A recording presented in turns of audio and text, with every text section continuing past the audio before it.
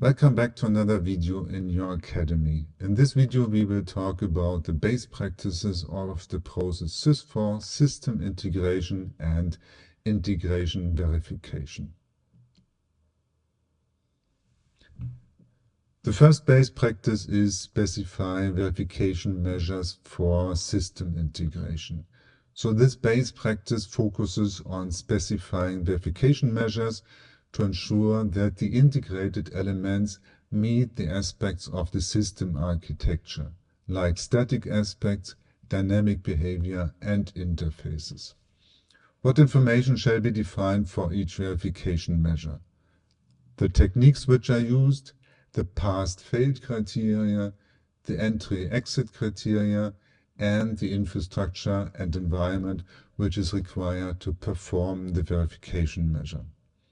Just a reminder, it might be useful to define some aspects in a central location, not for each verification measure. If, for example, the entry and exit criteria is the same for all verification measures or a set of verification measures, there's no need to copy it into all verification measure specifications. Note number 1 highlights the key areas that verification measures may focus on during system integration. One critical aspect is examining the timing dependencies of signal flow between interfacing system elements, ensuring that signals are transmitted accurately and in the correct sequence. Additionally, it's crucial to assess the timeliness of these signals, confirming that they arrive within the required timeframes to maintain system performance. Another important focus is ensuring that all system elements correctly interpret the signals they receive through their interfaces. Lastly, the test should evaluate the dynamic interactions between system elements, ensuring that they work together effectively under all operational conditions. Base practice 2. Select verification measures. This selection is made starting with the set of all verification measures based on the predefined selection criteria.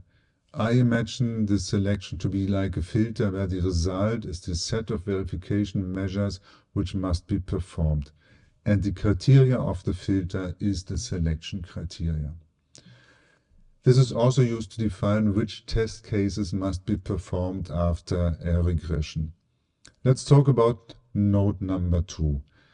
The selection criteria for system integration may include factors such as the importance of specific requirements, the need for regression testing resulting after changes in the system architecture, and the intended usage of the system release, like whether it will be used on a test bench, a test track, or a public road. Base practice 3 of this process focuses on integrating the system elements and conducting integration verification. This involves systematically connecting all components until the system is fully integrated, adhering to the specified interfaces and interactions between the elements. The integration process must follow the defined sequence and preconditions established during the planning phase. Once an integration step is complete, it's time to perform the selected verification measures to ensure that all interactions function as expected. Let's talk about note number 3. Examples of preconditions for initiating system integration include successful verification of system elements or the qualification of pre-existing elements. Ensuring that these preconditions are met helps guarantee that all components are ready for effective integration and functional interactions. Let's talk about note number 4. In cases where the test fails, follow the guidelines outlined in Sub 9 for handling deviations. Sub 9 provides a framework for addressing these discrepancies, which includes determining the root cause and deciding on corrective actions.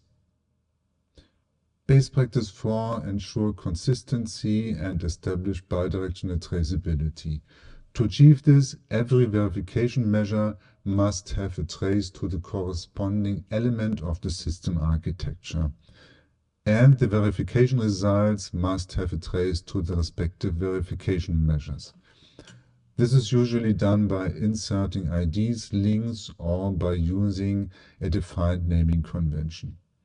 The consistency is typically checked using the Refi method, which compares the verification measure on one end with the element of the system architecture or the verification results on the other end. Best practice 5, summarize and communicate results.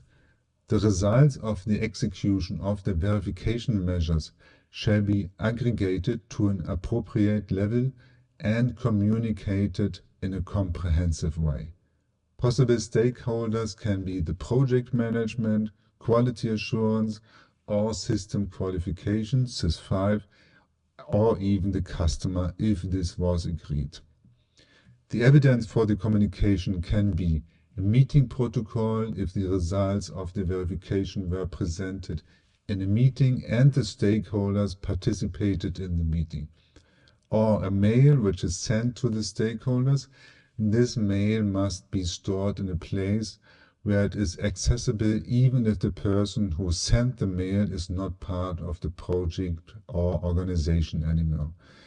Another evidence can be a review protocol of the test report which contains the results of the verification measures. Great job today. We are progressing through the system processes. Don't forget to review what we've covered, and I'll catch you in the next video.